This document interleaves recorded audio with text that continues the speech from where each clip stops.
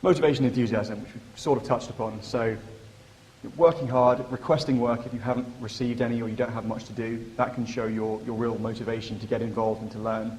Everything is a learning opportunity. As Rory touched upon, it might seem to you like quite repetitive work, but don't complain. Understand the wider context, and then the firm will know that if work like that does come in, even if it's not that frequent that it does, you won't complain, you'll do it to the best of your ability, you enjoy the aspect that involves attention to detail and learning about whatever it is you're doing.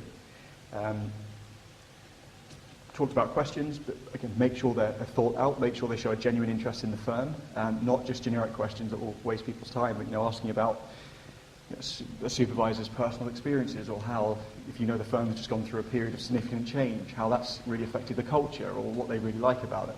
You can learn really good anecdotes then to bring up in your later interviews. And then, as mentioned, social events, you've got to show you actually want to interact with other employees and contribute to the firm's culture. It can be tough if you're on a 10-week banking internship or you're doing back-to-back law vacation schemes, whatever it is you're doing. It's hard to stay focused, it's hard to stay professional the whole way through, but the only way that I was able to get anything out of the schemes that I went and did was from being enthusiastic and motivated the whole way through. So the process is two-way, like I've said. It's for the firm to see you and to understand you and what you can bring, but also if that firm is right for you and it offers you the opportunities that you want. So the only way that I was able to get that was by being motivated and enthusiastic about everything that I did, because otherwise you're going to really struggle to make an impact into the firm to understand what it is exactly you can bring to them.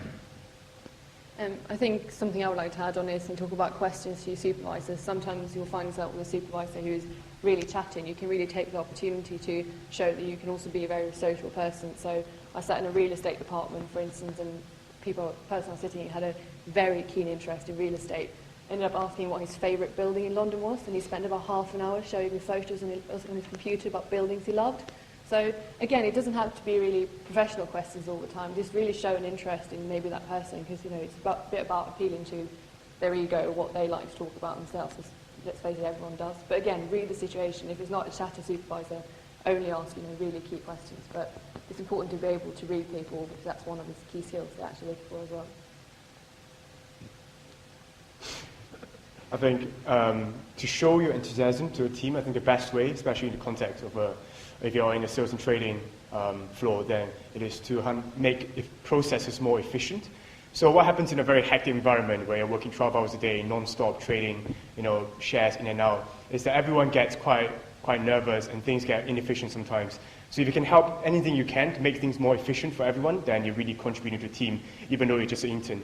So, for example, what some of us did is that we'll get lots of research reports in the morning about companies, about countries, and all that kind of stuff. And usually these reports are like 50 pages or 100 pages, very dense tomes of books. So what some of our interns would do is that we kind of read it, simplify it, pick out the key important points, and just fire away an email at all the people on the desk or anybody who want to read it. So that's something you can do to help people show that you really care about making this team work. I think the only thing I can really add to that is that when you're given work, obviously at the sort of level of an intern, you often be given very discrete tasks within a wider sort of deal or context. And don't be afraid to ask about the wider context. How does what you're doing fit into the wider deal?